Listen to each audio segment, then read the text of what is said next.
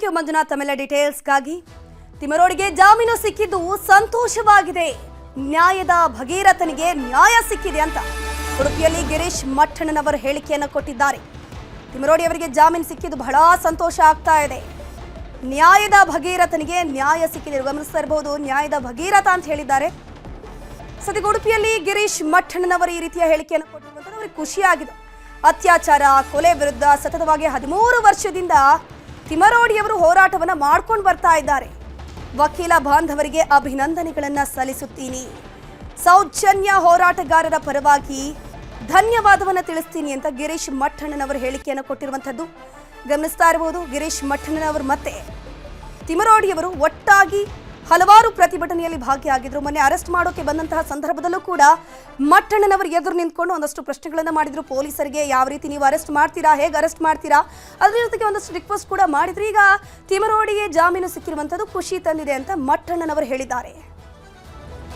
ಈ ನ್ಯಾಯಾಲಯದಲ್ಲಿ ನಮ್ಮೆಲ್ಲರ ನ್ಯಾಯದ ಭಗೀರಥ ನಿರಂತರವಾಗಿ 13 ವರ್ಷದಿಂದ ಸೌಜನ್ಯ ಮತ್ತು ಧರ್ಮಸ್ಥಳದ ಪ್ರದೇಶದಲ್ಲಿ ನಿರಂತರವಾಗಿ ನಡೆದಂಥ ಅತ್ಯಾಚಾರ, ಕೊಲೆಗಳ ವಿರುದ್ಧ 13 ವರ್ಷಗಳಿಂದ ನಿರಂತರವಾಗಿ ಹೋರಾಟ ಮಾಡ್ತಿದ್ದಂಥ ಮಹೇಶ್ ಶೆಟ್ಟಿ ತಿಮರೋಡಿ ಅವರಿಗೆ ಜಾಮೀನು ಮಂಜೂರಾಗಿದೆ.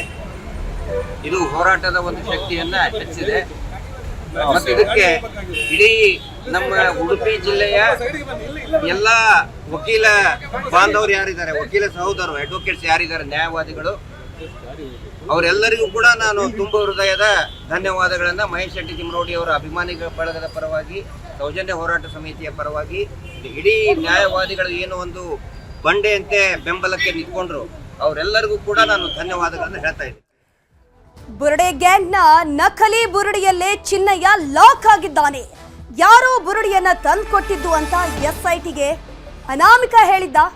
ಆದರೆ ನಾನೇ ಅಗೆದು ತಂದಿದ್ದಾಗಿ 164 ಹೇಳಿಕೆಯನ್ನ ಕೊಟ್ಟಿದ್ದ ಚಿನ್ನಯ್ಯ.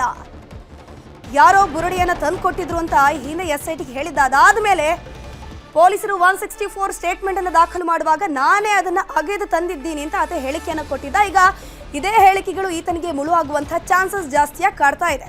ಜುಲೈ 11ರಂದು ಕೋರ್ಟ್ನಲ್ಲಿ ಹೇಳಿಕೆ ಕೊಟ್ಟಿದ್ದ ಬುರುಡೆ ಮ್ಯಾನ್ ಇದೇ ಆಧಾರದಲ್ಲಿ FSLಗೆ ಬುರುಡೆಯನ್ನ ಕಳಿಸಿ ಒಂದಷ್ಟು ತನಿಖೆ ಮಾಡೋಕೆ ಆದೇಶವನ್ನು ಕೂಡ ಕೊಟ್ಟಿದ್ರು.